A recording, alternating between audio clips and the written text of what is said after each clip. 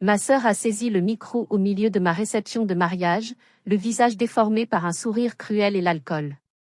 Devant 200 personnes, elle a pointé son doigt manicuré vers moi et a hurlé que je n'étais bonne qu'à servir les autres, me traitant de domestique glorifié le jour le plus important de ma vie. Le pire? Mes propres parents ont ri. Ils ont ri aux éclats, validant chaque mot toxique qu'elle crachait. Je pensais mourir de honte à cet instant précis. Mais ce que personne ne savait, pas même moi, c'est que mon mari, Amaury, tenait dans sa poche un téléphone contenant des preuves qui allaient non seulement faire taire ma sœur, mais détruire sa vie sociale en moins de 3 minutes. Avant de vous raconter comment cette soirée de rêve s'est transformée en champ de bataille puis en triomphe absolu, j'aimerais savoir qui m'écoute en ce moment. Dites-moi dans les commentaires depuis quelle ville ou quel pays vous suivez cette histoire, et quelle heure il est chez vous. J'adore imaginer que ma voix traverse les frontières. Tout a commencé quelques heures plus tôt, dans le calme trompeur d'une matinée de printemps en Touraine. J'étais assise devant le grand miroir baroque de la suite nuptiale du château de Près, près d'Amboise. La lumière douce du Val-de-Loire inondait la pièce, faisant danser des poussières d'or dans l'air. C'était le genre de matinée dont rêvent toutes les futures mariées, le ciel était d'un bleu limpide, les vignes au loin s'étendaient à perte de vue, et le silence n'était brisé que par le chant des oiseaux. Pourtant, à l'intérieur de moi, une boule d'angoisse se formait, lourde et froide comme une pierre. Je m'appelle Hermine, j'ai 32 ans et je suis notaire à Tours. Mon métier m'a appris à être méticuleuse, à prévoir les catastrophes avant qu'elles n'arrivent, à lire entre les lignes des contrats. Mais il n'existait aucun contrat capable de me protéger de ma propre famille. Je regardais mon reflet. Ma robe de mariée, une création en soie ivoire, simple mais d'une élégance intemporelle, était suspendue derrière moi. Je l'avais payée moi-même, tout comme l'intégralité de ce mariage qui nous avait coûté, à Amaury et moi, près de 45 000 €. Une somme colossale, fruit de nos économies et de notre travail acharné. Mes parents, eux, n'avaient pas déboursé un centime. C'est votre fête, pas la nôtre, avait décrété mon père, Hubert, ancien chirurgien esthétique obsédé par l'apparence. Pourtant, cela ne les avait pas empêchés d'offrir, la semaine précédente, un sac Hermès à 8 000 € à ma petite sœur, Olympe, sous prétexte qu'elle se sentait, déprimée, d'être encore célibataire à 27 ans alors que je me mariais.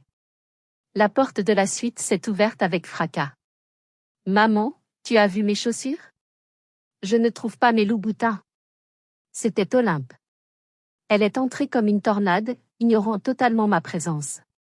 Elle portait un peignoir en soie mal noué, et ses cheveux blonds, coiffés en ondulations parfaites, brillaient sous la lumière. Ma mère, Bérengère, la suivait de près, les bras chargés de housses de vêtements, le visage crispé par l'inquiétude. « Calme-toi, ma chérie, je les ai donnés au concierge pour qu'il les lustre, » répondit ma mère d'une voix apaisante qu'elle n'utilisait jamais avec moi. Maman s'est arrêtée un instant et m'a jeté un coup d'œil rapide, presque clinique. « Ah, Hermine. Tu es déjà coiffée ? Ce chignon est un peu strict, non ? On dirait que tu vas à une audience au tribunal, pas à ton mariage. Enfin, ça te ressemble. » Je n'ai rien répondu. J'ai simplement serré les mains sous la table de maquillage. « Olympe, viens voir, ta robe est prête », a continué ma mère en dézippant une housse. Le tissu qui en est sorti m'a coupé le souffle, et pas dans le bon sens. C'était la robe de demoiselle d'honneur d'Olympe. Nous avions convenu d'une teinte champagne discrète.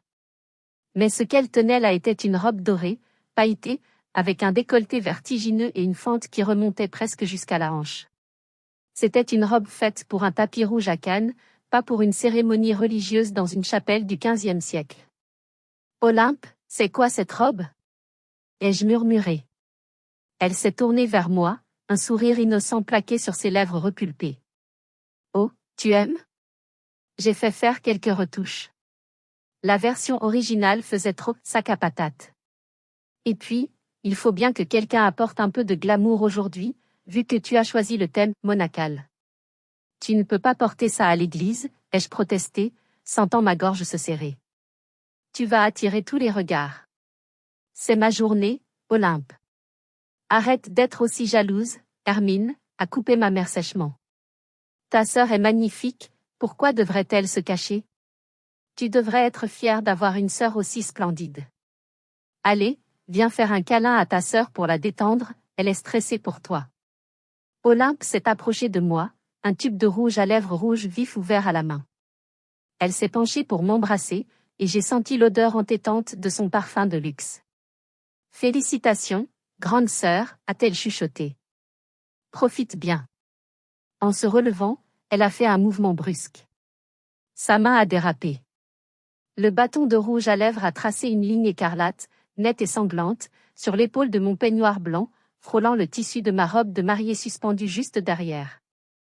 J'ai poussé un cri d'horreur. Oups! S'est exclamé Olympe en mettant la main devant sa bouche, les yeux pétillants d'une fausse surprise. Oh mon Dieu, je suis tellement maladroite. Ma mère a soupiré, mais pas contre elle. Franchement Hermine, pourquoi tu cries comme ça? Ce n'est que le peignoir. Heureusement que tu n'avais pas encore la robe. Olympe, fais attention quand même. Désolée, a dit Olympe avec un petit rire léger. De toute façon, un peu de rouge, ça met de la couleur. Et puis, entre nous, le blanc virginal, à ton âge et avec ton historique, c'est juste symbolique, non? Elle m'a fait un clin d'œil complice, mais ses yeux étaient froids. Glaciaux. Je suis restée figée, regardant la tache rouge sur mon épaule. Je me suis dit que c'était juste un accident. Que je devais respirer. Que je ne devais pas laisser ma paranoïa gâcher ce jour. Je frottais le tissu avec un mouchoir humide, le cœur battant à tout rompre, essayant de me convaincre que le pire était passé. Je ne savais pas encore que cette tache rouge n'était que le prélude. Olympe n'avait pas seulement l'intention de me voler la vedette. Elle avait une bombe à retardement cachée dans son sac à main, et elle comptait bien la faire exploser au moment où je serais la plus vulnérable. Pour comprendre pourquoi ma propre sœur me détestait autant, il faut remonter le temps. Il faut retourner 10 ans en arrière, dans les rues pavées du Vieux-Tour, là où mon ressentiment a pris racine. Je viens d'une famille où l'apparence est reine. Mon père, Hubert, a bâti sa fortune en remodelant les visages des femmes riches de la région. Pour lui, la beauté n'était pas un don, c'était un devoir. Ma mère, ancienne mannequin de catalogue, vivait dans la nostalgie perpétuelle de sa jeunesse. Et puis, il y avait moi. L'aînée. Celle qui portait des lunettes, qui aimait les livres, qui préférait étudier le droit civil plutôt que d'apprendre à marcher avec des talons de 12 centimètres. J'étais la déception silencieuse. J'avais refusé de faire médecine comme papa le voulait. J'avais choisi le notariat, une voie rigoureuse, intellectuelle, mais tellement ennuyeuse, selon mes parents. À 22 ans, alors que j'étais étudiante en droit à Paris, mon père m'a coupé les vivres. Si tu veux faire des études de gratte-papier, tu te débrouilles, m'avait-il dit en sirotant son cognac. Ça te forgera le caractère. J'ai dû trouver un travail en urgence pour payer mon loyer de 800 € et mes frais de scolarité. J'ai été embauchée comme serveuse dans une brasserie très fréquentée du boulevard Saint-Germain. C'était un travail épuisant. Je passais mes soirées à courir entre les tables, portant des plateaux brûlants, mes mains devenant sèches et gercées à force de laver les verres. Je rentrais chez moi à 2 heures du matin, l'odeur de friture imprégnée dans mes cheveux, pour réviser mes cours de droit jusqu'à l'aube. Pendant ce temps, Olympe avait 17 ans. Elle était le soleil autour duquel mes parents gravitaient. Elle voulait être mannequin, ou actrice, ou influenceuse, peu importe, tant que cela brillait. Mes parents lui versaient une allocation de formation de 2000 € par mois. Elle vivait dans un appartement payé par papa dans le Marais, passait ses journées à faire du shopping et ses nuits en discothèque. Je n'oublierai jamais ce mardi soir de novembre. Il pleuvait à verse sur Paris. La brasserie était bondée. J'étais en plein service, en sueur, essayant de gérer une table de 6 hommes d'affaires impatients. Soudain, j'ai entendu un rire familier. Olympe est entrée, entourée de 4 amies, toutes vêtues de marques de luxe. Elles se sont installées à la meilleure table, près de la fenêtre. Olympe m'a vue tout de suite. Au lieu d'être gênée, ou de me saluer discrètement, ses yeux se sont illuminés d'une lueur malicieuse. Elle a claqué des doigts. Littéralement. Garçon. Ou plutôt. Mademoiselle. Le maître d'hôtel m'a fait signe d'y aller. J'ai ravalé ma fierté et je me suis approchée, mon carnet à la main. Bonjour, qu'est-ce que je vous sers? Ai-je demandé, la voix tremblante. Oh, salut Hermine. A-t-elle lancé assez fort pour que les tables voisines entendent. Les filles, je vous présente ma sœur. Elle adore jouer à la servante, c'est son truc. Papa dit que c'est une phase rebelle. Ses amis ont ricané en me dévisageant comme si j'étais une espèce rare aux eaux. Alors, ma petite Hermine, a continué Olympe en parcourant le menu sans me regarder, apporte-nous une bouteille de champagne. Le plus cher. Et sois mignonne, ne le renverse pas. J'ai servi ma sœur toute la soirée. J'ai ramassé sa serviette qu'elle faisait tomber exprès. J'ai supporté ses remarques sur mes chaussures orthopédiques de service. À la fin, au moment de payer l'addition, avec la carte bancaire de mon père, elle a laissé une pièce de 20 centimes sur la table en me disant « Tiens, pour tes études. Ne dis pas que je ne t'aide jamais. » Je suis rentrée chez moi ce soir-là et j'ai pleuré sous la douche pendant 1 heure. Mais j'ai juré une chose, je ne serai plus jamais à la merci de personne. J'allais réussir. J'allais devenir quelqu'un d'intouchable. 10 ans plus tard, j'étais devenue notaire associé, gagnant très bien ma vie, respectée par mes pairs. Olympe, elle, avait enchaîné les échecs, une marque de bijoux qui a coulé, une tentative de chaîne YouTube beauté qui n'a jamais décollé, et maintenant, elle se disait créatrice de contenu sur Instagram, mais vivait toujours au crochet de nos parents. Pourtant, dans l'esprit de ma famille, la hiérarchie n'avait pas changé. J'étais la laborieuse sans éclat, et elle était la princesse incomprise. Cette dynamique toxique avait empoisonné toute ma vie d'adulte. Mais j'avais appris à vivre avec, à garder mes distances. Jusqu'à ce que je rencontre Amaury. Et qu'Olympe décide qu'elle voulait aussi ce que j'avais. Je fais une petite pause ici. C'est difficile pour moi de raconter ces souvenirs. J'aimerais vous poser une question sincère, avez-vous déjà été le bouc émissaire de votre famille? Avez-vous déjà eu l'impression que peu importe vos efforts, un frère ou une sœur recevait tous les lauriers? Si vous étiez à ma place ce soir-là, dans ce restaurant, qu'auriez-vous fait? Auriez-vous jeté le plateau ou auriez-vous servi en silence comme moi? Dites-le moi dans les commentaires, je lis tout. Il y a 3 ans, un homme est entré dans mon étude notariale rue Nationale, à Tours, et a changé ma vie. Amaury. 34 ans, architecte du patrimoine, spécialisé dans la restauration des monuments historiques. Il venait pour régler une succession complexe concernant un vieux manoir en ruine qu'il venait d'hériter de son oncle. Dès qu'il s'est assis en face de mon bureau, j'ai senti quelque chose de différent. Il était grand, avec des cheveux châtains en bataille et des yeux gris, attentif et intelligent. Contrairement aux hommes que mes parents essayaient de me présenter des fils de bonne famille arrogants et superficiels, Amaury était calme. Posé. Il parlait avec passion des vieilles pierres, de l'histoire cachée dans les murs. Il ne m'a pas regardée comme une notaire ennuyeuse. Il a remarqué les détails. Vous avez une manière très précise d'organiser vos dossiers, maître, m'avait-il dit lors de notre 3e rendez-vous, un léger sourire aux lèvres. C'est comme de l'architecture. Tout est structuré pour soutenir l'ensemble. C'est rassurant. Pour la première fois de ma vie, quelqu'un voyait ma rigueur non pas comme un défaut ou un manque de fantaisie, mais comme une qualité précieuse. Une force. Nous sommes tombés amoureux doucement, solidement. Amaury était mon refuge. Il venait d'une famille modeste de vignerons, des gens simples et travailleurs qui m'ont accueilli à bras ouverts. Avec lui, je n'avais pas besoin de porter de masque. Je pouvais être Hermine, juste Hermine. Mais le jour où j'ai dû le présenter à ma famille, la peur m'a tordu l'estomac. C'était un dimanche midi, pour le déjeuner dominical obligatoire. J'avais prévenu Amaury, ma sœur est particulière. Et mes parents sont spéciaux. Il m'avait serré la main et dit, « Je suis avec toi, c'est tout ce qui compte. » Dès que nous avons franchi le seuil de la villa de mes parents, j'ai vu le regard d'Olympe changer. Elle portait ce jour-là une mini-jupe en cuir et un haut transparent. Elle avait alors 24 ans et traversait une période de recherche de soi, comprenez, chômage financé par papa. Quand elle a vu Amaury, ses pupilles se sont dilatées. Pas par politesse. C'était le regard d'un prédateur qui vient de repérer une proie fraîche.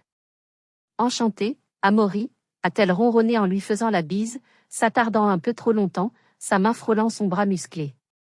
Hermine m'a dit que tu étais architecte? J'adore l'art. Je trouve que les hommes qui construisent des choses ont une sensualité brute. Amaury a reculé poliment, visiblement mal à l'aise mais courtois. C'est un métier technique avant tout, a-t-il répondu sobrement en revenant vers moi. Pendant tout le repas, Olympe a ignoré mes tentatives de conversation. Elle a monopolisé la parole, posant des questions faussement naïves à Amaury, riant trop fort à ses remarques banales, se penchant en avant pour lui offrir une vue plongeante sur son décolleté à chaque fois qu'elle lui servait de l'eau. Tu sais, Amaury, a-t-elle lancé au dessert, je trouve qu'Hermine et toi, vous êtes différents. Hermine est tellement sérieuse, tellement boulot. Toi, tu as l'air d'avoir une âme d'artiste. Tu ne t'ennuies pas trop avec elle? La table s'est tue. Mon père a continué de manger son fromage comme si de rien n'était. Ma mère a souri bêtement. Amaury a posé sa fourchette. Il a regardé Olympe droit dans les yeux, sans ciller. Hermine est la personne la plus passionnante que je connaisse, Olympe. Son sérieux est ce qui me permet de rêver, car je sais qu'elle garde les pieds sur terre pour nous deux. C'est un équilibre parfait. Je ne m'ennuie jamais avec elle. Olympe a accusé le coup. Son sourire s'est figé. Elle n'avait pas l'habitude qu'on lui résiste. Surtout pas un homme. Surtout pas pour me défendre moi. En sortant de chez mes parents ce jour-là, je me sentais victorieuse. J'avais trouvé mon chevalier. Mais je ne savais pas que ce refus public avait déclenché chez ma sœur une obsession maladive. Ce n'était plus seulement de la jalousie. C'était devenu un défi. Elle voulait prouver qu'elle pouvait avoir n'importe qui, même et surtout l'homme de sa sœur. Le compte à rebours avait commencé. Les 6 mois de préparation de notre mariage ont été un enfer pavé de bonnes intentions ou plutôt, de sourires hypocrites. Olympe s'était autoproclamée conseillère en style, pour le mariage, bien que je ne lui ai rien demandé. Elle insistait pour venir à tous les essayages, non pas pour m'aider, mais pour essayer des robes pour elle-même et critiquer mes choix. Mais le véritable danger ne se déroulait pas dans les boutiques de mariage. Il se passait dans l'ombre, sur l'écran du téléphone d'Amaury. Au début, c'était subtil. Des messages innocents, pour demander l'avis d'Amaury sur de la décoration. Salut beau-frère. Je refais ma chambre, tu penses que ce lit serait assez grand pour bien dormir, accompagné d'une photo d'elle allongée sur un matelas en magasin, la pose suggestive. Amaury me montrait tout. Nous avions une politique de transparence totale. Elle est incroyable, soupirait-il en me tendant son téléphone. Elle ne s'arrête jamais. Ignore-la, lui disais-je, épuisé. Elle cherche juste de l'attention. Si tu réponds, tu entres dans son jeu. Amaury répondait toujours de manière monosyllabique et professionnelle, ou ne répondait pas du tout. Mais le silence d'Amaury semblait exciter Olympe encore plus. L'escalade a atteint un premier sommet lors de notre fête de fiançailles, organisée dans le jardin de mes parents. Olympe avait bu plus que de raison. Alors qu'Amaury discutait avec un de mes collègues notaires près de la piscine, elle a simulé un faux pas. Ah! Amaury, aide-moi! Elle s'est jetée sur lui. Par réflexe, il l'a rattrapée pour qu'elle ne tombe pas dans l'eau. Elle en a profité pour enrouler ses bras autour de son cou et coller son corps contre le sien, riant aux éclats. Oh là là, tu es si fort! Heureusement que tu étais là, mon sauveur! Elle a essayé de l'embrasser sur la joue, frôlant presque ses lèvres. Amaury l'a repoussée fermement, presque brutalement, et s'est éloignée en s'essuyant la veste comme si elle était contaminée. J'ai vu la scène de loin. J'ai vu la rage dans les yeux d'Olympe quand il l'a rejetée devant tout le monde. Mais le pire est arrivé une semaine avant le mariage. Amaury était à Paris pour une réunion de chantier. Je suis restée à Tours pour finaliser les plans de table. Le soir, vers 23h, Amaury m'a appelé en FaceTime. Il avait l'air grave. Hermine, il faut que je te montre quelque chose. Je ne veux pas qu'il y ait de secret entre nous avant le grand jour. Il m'a transféré une capture d'écran. C'était un message d'Olympe, reçu 10 minutes plus tôt. Elle lui avait envoyé sa géolocalisation. Elle était à Paris, dans un hôtel de luxe du 8e arrondissement. Le message disait « Je sais que tu es à Paris. C'est ta dernière nuit de liberté, non? Pourquoi se contenter de la version basique quand tu peux avoir la version premium? Je suis en chambre 204. Je t'attends. Personne ne saura. Juste toi et moi. On peut transformer ce mariage en notre petit secret. Suivi d'une photo d'elle en lingerie de dentelle noire, une bouteille de champagne ouverte sur la table de nuit. J'ai senti la bile monter dans ma gorge. Ma propre sœur. Elle ne voulait pas seulement coucher avec mon fiancé. Elle voulait me souiller. Elle voulait que mon mariage soit bâti sur un mensonge, sur une trahison dont elle détiendrait la clé. Elle voulait avoir le pouvoir de me détruire à tout moment. Hier. Qu'est-ce que tu as répondu? Ai-je demandé, la voix brisée. Je n'ai rien répondu, a dit Amaury. J'ai fait une capture d'écran. J'ai sauvegardé la photo. Et j'ai bloqué son numéro pour la nuit. Hermine, écoute-moi bien. Je ne vais pas laisser passer ça. On annule l'invitation? Ai-je proposé, tremblante. On lui interdit de venir? Amaury a secoué la tête. Son visage, à l'écran, avait cette expression dure, froide, que je ne lui connaissais pas. Une expression d'architecte face à une structure qu'il faut démolir pour reconstruire. Non. Si on l'interdit de venir, elle jouera la victime. Elle dira à tes parents que je l'ai draguée et qu'elle a refusé, et que c'est pour ça que je l'exclus. Tes parents la croiront, comme toujours. Tu passeras pour la méchante jalouse. Alors on fait quoi? On laisse faire? Non, a dit Amaury doucement. On la laisse venir. On la laisse croire qu'elle a gagné, qu'elle est intouchable. Et le jour J, on règle ça définitivement. Fais-moi confiance, mon amour. Ce mariage sera ta libération. Je ne savais pas exactement ce qu'il avait en tête. Mais en voyant la détermination dans ses yeux gris, j'ai su qu'Olympe venait de commettre l'erreur fatale de s'attaquer à la mauvaise personne. Nous voilà de retour au jour J. La cérémonie religieuse se tenait à la collégiale Saint-Florentin, au cœur du château d'Amboise. C'est un lieu chargé d'histoire, où repose Léonard de Vinci. L'atmosphère était solennelle, presque mystique. L'orgue a commencé à jouer l'entrée. Les portes massives en chêne se sont ouvertes. J'ai pris le bras de mon père. Il était impeccable dans son costume sur mesure, mais son visage était fermé. Alors que nous avancions lentement vers l'autel, au lieu de me dire qu'il était fier, ou que j'étais belle, il s'est penché vers moi et a chuchoté entre ses dents. Essaie de sourire un peu plus naturellement, Hermine. Tu as l'air crispée. Et redresse-toi. Ne gâche pas les photos.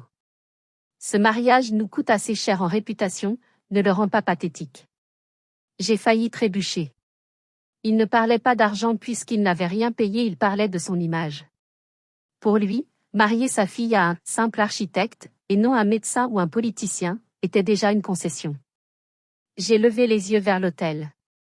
Amaury était là. Il était beau, solide dans son smoking des bleu nuit. Dès que nos regards se sont croisés, j'ai senti la chaleur revenir dans mes veines.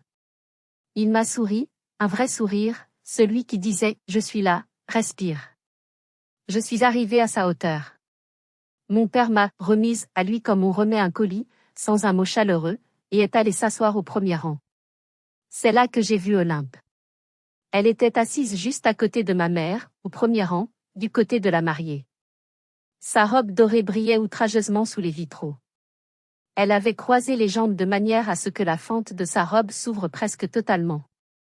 Pendant que le prêtre parlait d'amour, de fidélité et de respect, je l'observais du coin de l'œil. Elle ne regardait pas la cérémonie. Elle tenait son téléphone caché derrière son bouquet de demoiselles d'honneur, qu'elle avait gardé alors qu'elle ne faisait rien. Je voyais la lumière bleue de l'écran se refléter sur son visage. Elle swipait. À droite, à gauche. Elle était sur une application de rencontre, probablement Tinder, en plein milieu de mon mariage. À un moment, elle a levé les yeux, a croisé mon regard, et a bâillé ostensiblement, sans mettre la main devant sa bouche. Un geste de mépris pur. Je m'ennuie, disait son visage. Tout ça est ridicule. Puis est venu le moment des vœux. Amaury a pris mes mains dans les siennes. Ses paumes étaient chaudes et sèches. Il a plongé ses yeux dans les miens et a prononcé ses vœux d'une voix claire, qui résonnait sous les voûtes de pierre. Hermine, a-t-il dit, je te choisis non seulement pour ce que tu es, mais pour ce que je suis quand je suis avec toi. Je promets de t'aimer, de te respecter, et surtout. Il a fait une pause, un silence qui a duré une seconde de trop. Il a jeté un regard rapide, imperceptible, vers le premier rang où était assise ma famille, avant de revenir à moi. Et surtout, je promets de protéger ton honneur, ton sourire et ta paix intérieure contre quiconque tenterait de les ternir. Même si je dois être ton bouclier face au monde entier. Je serai le gardien de ton bonheur. Les larmes ont coulé sur mes joues. Ce n'étaient pas des vœux standards. C'était une déclaration de guerre. Il me promettait de me défendre contre eux. Dans l'assistance, les gens ont murmuré « c'est beau ». Ma mère a essuyé une larme théâtrale. Olympe, elle, a levé les yeux au ciel et a tapé quelque chose frénétiquement sur son téléphone. J'ai dit oui. Il a dit oui. En sortant de l'église, sous la pluie de pétales de rose, je me sentais invulnérable. J'étais Madame Herminel. Je n'étais plus seulement la fille d'Hubert, la sœur d'Olympe. J'avais ma propre alliance. Mais Olympe n'avait pas dit son dernier mot. Alors que nous montions dans la voiture de collection pour rejoindre le château de la réception, je l'ai vue discuter avec le chauffeur du bus des invités, riant trop fort, la main posée sur l'épaule du jeune homme. Elle préparait son entrée en scène. Elle ne supportait pas de ne plus être le centre de l'attention depuis 1 heure. Il fallait qu'elle reprenne le contrôle. Et elle avait choisi le moment du dîner pour frapper. La réception se tenait dans la grande orangerie du château de près. C'était magnifique. Des lustres en cristal pendaient du plafond vitré, les tables étaient décorées de pivoines blanches et de bougies. L'atmosphère était féerique. Mais à la table d'honneur, l'ambiance était toxique. Mes parents avaient passé le début du cocktail à présenter Olympe à tous les célibataires fortunés présents, des amis d'Amaury ou des clients de mon étude. Vous connaissez ma fille Olympe, disait mon père en lui poussant le dos. Elle lance une start-up dans la mode. Elle est très créative, pas comme sa sœur qui est très administrative. Ils utilisaient mon mariage comme une foire aux bestiaux pour caser leur précieuse fille. Olympe, elle, buvait. Elle avait commencé au champagne dès le cocktail, et maintenant, à table, elle enchaînait les verres de vin rouge. Ses joues étaient rouges, ses yeux brillants et instables. Le repas avançait. Entrée, plat principal. Les conversations bourdonnaient. Amaury me tenait la main sous la table, serrant mes doigts par intermittence pour me rassurer. Il ne mangeait presque pas. Il surveillait Olympe comme un faucon. Soudain, le groupe de jazz s'est tu. C'était le moment des discours. Mon père s'est levé. Il a fait un discours de 3 minutes. Il a parlé de lui, de sa carrière, de la fierté d'avoir une famille esthétique. Il a mentionné mon nom 2 fois. Il a mentionné Olympe 5 fois, la remerciant d'avoir si bien aidé à l'organisation, alors qu'elle n'avait rien fait, et d'apporter sa lumière à cette soirée. J'ai encaissé. J'avais l'habitude. Les applaudissements ont été polis. Mon père s'est rassis, satisfait. C'est là que ça a dérapé. Alors que le serveur apportait les fromages, Olympe s'est levée brusquement. Sa chaise a raclé le parquet dans un bruit strident. Elle a tangué légèrement sur ses talons de 12 centimètres. Elle n'était pas prévue au programme des discours. Elle a marché jusqu'à la scène, a arraché le micro des mains du chanteur surpris. Test, test. 1, 2. Le son a larcené, faisant grimacer les invités. Bonsoir tout le monde. A-t-elle crié, sa voix pâteuse et trop forte. La salle s'est tue. 200 visages se sont tournés vers elle. Amaury s'est tendu à côté de moi. Je voulais juste dire un petit mot pour ma grande sœur chérie. Elle s'est tournée vers moi, un sourire carnassier sur les lèvres. Vous savez, tout le monde dit qu'Hermine a réussi. Notaire, un beau mari, un beau château. Bravo Hermine. Mais moi, je connais la vraie Hermine. Je me souviens d'où elle vient. Elle a fait une pause dramatique, prenant une gorgée de son verre de vin qu'elle avait emporté sur scène. Vous la voyez là, dans sa belle robe blanche. Mais n'oublions pas sa véritable vocation. Il y a 10 ans, elle était excellente pour nettoyer mes assiettes sales. Des murmures confus ont parcouru la salle. Oh oui, a-t-elle continué en riant. Quand j'étais jeune et belle à Paris, Hermine était ma serveuse préférée. Elle sait très bien ramasser les miettes. C'est pour ça qu'elle fera une très bonne épouse, non? Elle a l'habitude de servir. Elle a éclaté de rire. Un rire méchant, hystérique. Et c'est là que mon cœur s'est brisé. Mes parents ont ri. Mon père a tapé sur la table, hilar. Ma mère s'est essuyé les yeux de rire. Il trouvait ça drôle. Il pensait que c'était une anecdote charmante, une petite pique familiale amusante. Il ne voyait pas la méchanceté. Ou pire, il s'en fichait. Voyant les parents de la mariée rire, une partie de la salle, les amis de mes parents, les gens qui ne me connaissaient pas bien, a commencé à rire aussi, par politesse, par effet de groupe. Le rire a enflé. C'était un bruit monstrueux. J'étais assise là, figée, humiliée comme jamais je ne l'avais été. Je suis redevenue la petite serveuse fatiguée de 22 ans, moquée par la princesse dorée.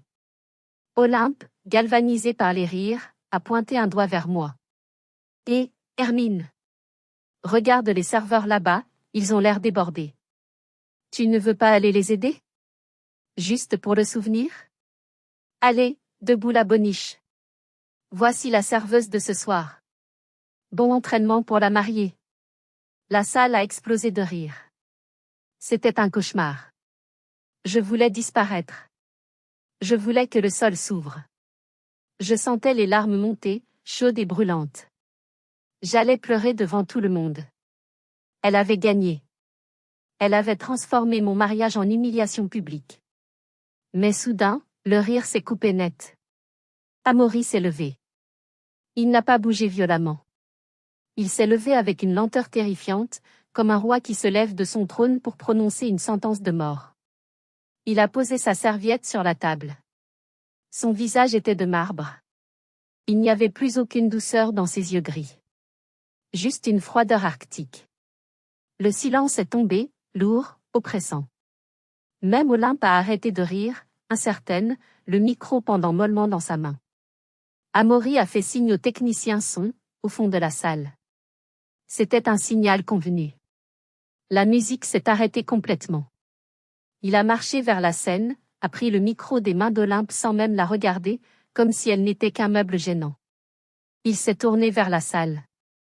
Puisque nous sommes d'humeur à partager des souvenirs et des vérités cachées, a dit Amaury d'une voix calme, posée, mais qui portait jusqu'au fond de l'orangerie. Laissez-moi faire une annonce surprise pour la sœur de la mariée. J'ai aussi quelques anecdotes sur la vocation d'Olympe. Derrière nous, un écran géant motorisé est descendu du plafond. Les lumières se sont éteintes. Le sourire d'Olympe a disparu. Son visage est devenu livide. Elle a compris, trop tard, qu'elle n'était plus la chasseuse. Elle était la proie. La salle était plongée dans la pénombre. Seul le faisceau du vidéoprojecteur transperçait l'obscurité, braqué sur l'écran blanc géant qui dominait la scène. Amaury se tenait là, micro en main, telle une statue de la justice, implacable. Olympe, qui quelques secondes plus tôt jubilait, reculait maintenant instinctivement, trébuchant presque sur sa robe dorée. Elle sentait le danger. Elle a essayé de parler, mais aucun son n'est sorti de sa gorge serrée par la peur. Olympe aime parler du passé, a repris Amaury, sa voix résonnant avec une clarté glaciale. Elle aime rappeler qu'Hermine a travaillé dur pour payer ses études. C'est vrai. Hermine est une travailleuse. C'est une femme d'honneur. Mais puisque Olympe se soucie tant des carrières, examinons de plus près la sienne. Et surtout, examinons comment elle traite sa propre famille. Il a cliqué sur une petite télécommande qu'il avait sortie de sa poche. Slide 1. La capture d'écran. Une image immense est apparue sur l'écran. C'était une capture d'écran d'une conversation SMS. La date était clairement visible, mardi dernier, 2h14 du matin. Le message d'Olympe s'affichait en lettres géantes pour que tout le monde puisse lire. Coucou futur beau-frère. Je sais que tu es seul à Paris. Hermine est tellement coincée, elle ne saura jamais comment te satisfaire au lit comme moi. Je suis à l'hôtel Balzac, chambre 204. J'ai acheté de la lingerie rien que pour toi. Viens me rejoindre, on garde ça entre nous. Fais-toi plaisir avant de t'enchaîner. Un hoquet collectif a parcouru la salle. 200 personnes ont retenu leur souffle simultanément. C'est faux. A crié Olympe, sa voix montant dans les aigus. C'est un montage. Il ment. Amaury n'a même pas scié. Il a cliqué à nouveau. Slide 2, la photo. La photo qu'Olympe avait jointe au message est apparue. Elle, en sous-vêtements provoquants, assise sur le lit de l'hôtel, faisant un signe de la main invitant. Il n'y avait aucun doute possible. C'était bien elle, c'était bien sa chambre, et leur correspondait. Dans la salle, ma mère a porté ses mains à sa bouche, étouffant un cri. Mon père a écarquillé les yeux, son visage virant au rouge brique. Les murmures ont commencé à s'élever, un bourdonnement de choc et de dégoût. Tu voulais que je vienne te servir, Olympe? A demandé Amaury en se tournant vers elle. Voilà ma réponse. Je ne trompe pas Hermine. Et surtout pas avec une femme qui trahit sa propre sœur 3 jours avant son mariage. Olympe tremblait de tout son corps. Elle cherchait du regard le soutien de nos parents, mais ils étaient pétrifiés. Mais ce n'est pas tout, a continué Amaury implacable. Olympe aime l'argent. L'argent de ses parents. L'argent des autres. Il a cliqué encore. Slide 3, la vidéo dashcam. Une vidéo s'est lancée. Le son grésillait un peu, mais les voix étaient claires. C'était filmé depuis l'intérieur de la voiture d'Amaury, par la caméra de bord, dashcam, qu'il utilise pour ses chantiers. On voyait Olympe, penchée à la fenêtre du conducteur, le décolleté plongeant. On l'entendait dire distinctement « Écoute Amaury, sois pas idiot. Papa a promis de me donner le terrain à Nice si je me marie avant 30 ans. Si tu laisses tomber Hermine et que tu te mets avec moi, je te file la moitié. Hermine n'a rien, elle est radine. Avec moi, tu auras le fric de papa. Réfléchis. » La vidéo s'est arrêtée sur le visage cupide d'Olympe. Cette fois, ce n'était plus des murmures. C'était la consternation. Les amis de mon père, ses collègues médecins, les notables de la région, tous entendaient comment la fille chérie d'Hubert vendait littéralement sa famille pour un terrain. Amaury a éteint l'écran. La lumière s'est rallumée brutalement, exposant Olympe comme un insecte sous un microscope. Voilà qui est Olympe, a conclu Amaury. Ce n'est pas une organisatrice de soirée. C'est une personne qui tente de séduire son beau-frère, qui tente de vendre sa sœur pour de l'argent, et qui ose ensuite prendre le micro pour humilier celle qui a travaillé honnêtement toute sa vie. Il a posé le micro sur la table avec un bruit sourd. Alors oui, mes beaux-parents ont ri tout à l'heure. Je vous pose la question maintenant, Hubert, Bérangère. Est-ce que c'est toujours aussi drôle? Le silence qui a suivi la question d'Amaury était assourdissant. On aurait pu entendre une mouche voler dans cette immense orangerie. Tous les regards convergeaient vers une seule table, celle de mes parents. Mon père, Hubert, l'homme qui avait passé 60 ans à construire une image de respectabilité bourgeoise, semblait s'être ratatiné sur sa chaise. Il ne regardait plus personne. Il fixait la nappe blanche, les mains tremblantes, serrant sa serviette comme s'il essayait d'étrangler quelqu'un. La honte. Une honte pure, physique, irréversible. Devant tous ses pairs, sa fille préférée venait d'être démasquée comme une manipulatrice vénale et immorale. Ma mère, Bérangère, était plus dramatique. Elle a essayé de se lever, a balbutié quelque chose d'incompréhensible, c'est un malentendu, elle est jeune. Puis ses yeux se sont révulsés et elle s'est effondrée sur sa chaise dans un semi-évanouissement, probablement simulé pour échapper à la confrontation, je la connais trop bien. Quant à Olympe, elle était seule sur scène. Dépouillée. Soudain, elle a craqué. C'est faux. A-t-elle hurlé, les larmes coulant sur son maquillage parfait, créant des traînées noires sur ses joues. Vous êtes tous contre moi.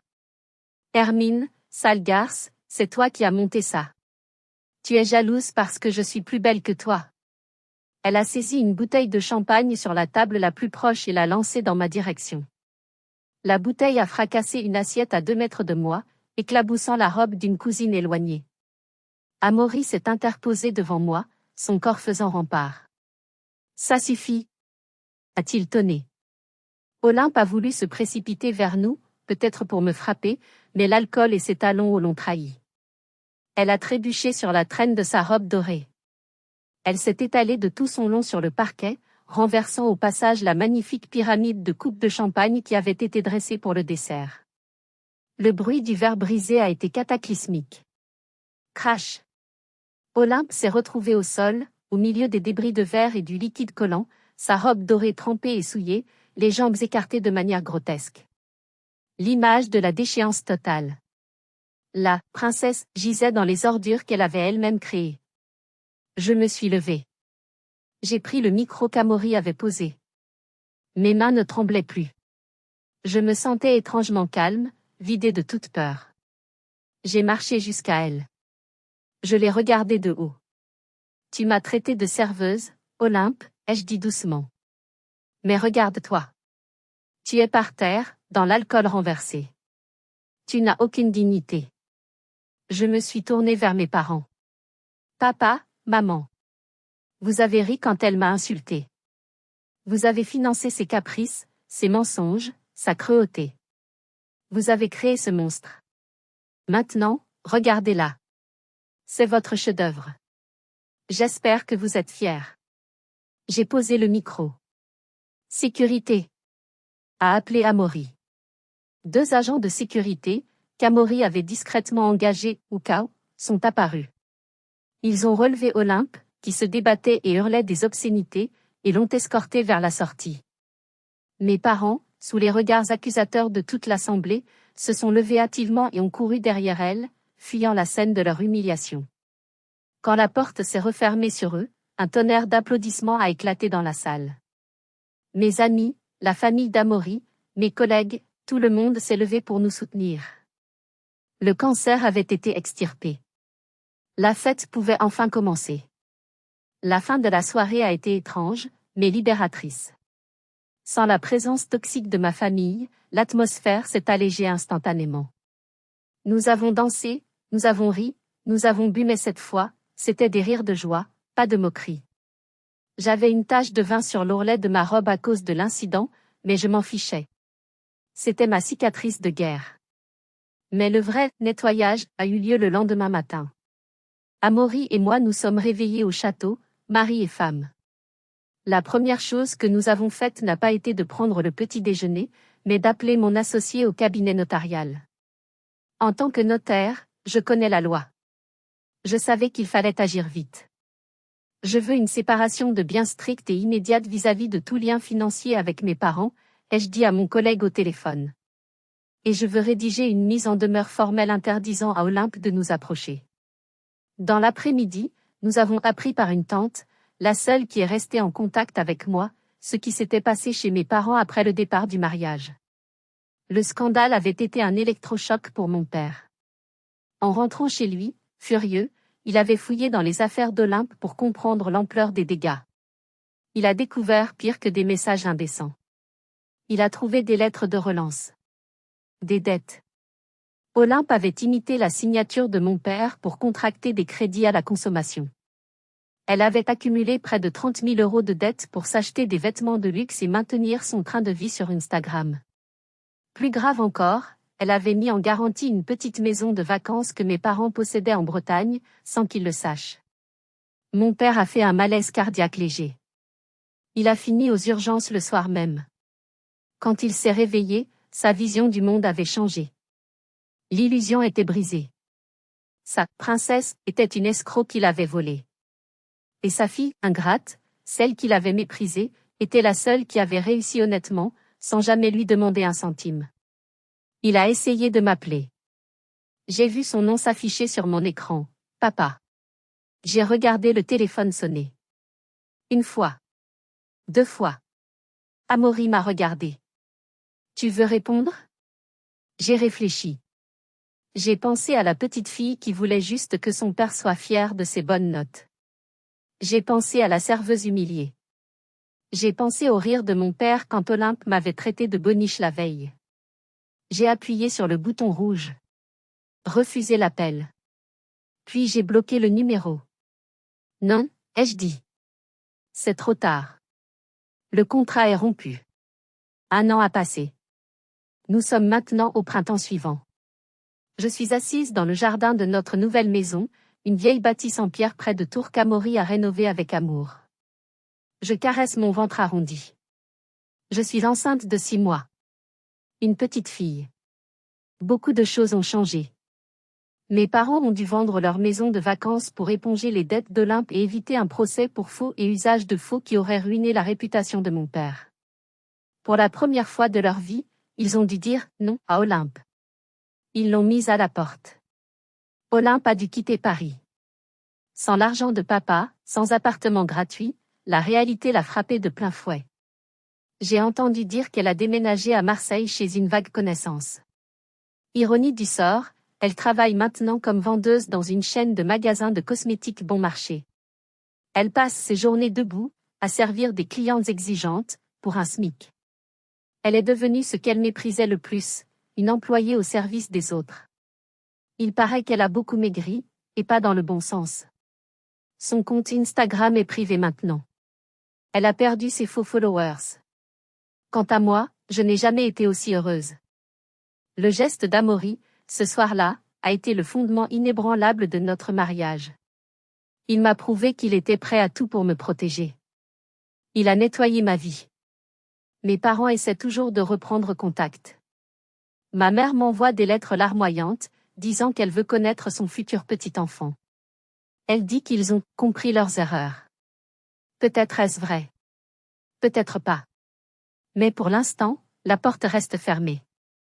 J'ai appris une leçon précieuse, la famille, ce n'est pas le sang.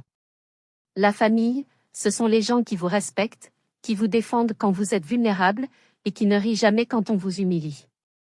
Parfois, il faut laisser brûler les ponts pour que la lumière puisse éclairer le chemin devant soi. Je ne suis plus la serveuse, ni la fille décevante. Je suis Hermine, et je suis libre. Merci d'avoir écouté mon histoire jusqu'au bout. C'était un voyage difficile, mais nécessaire. Et vous? Pensez-vous que j'ai eu raison de couper les ponts définitivement avec mes parents, ou devrais-je leur laisser voir leur petite fille? J'attends vos avis avec impatience. Si cette histoire vous a touché, ou si vous avez ressenti cette satisfaction de voir le karma agir, merci de laisser un « j'aime » sur la vidéo et de vous abonner. Partagez cette histoire avec quelqu'un qui a besoin de courage pour affronter une famille toxique. À très bientôt.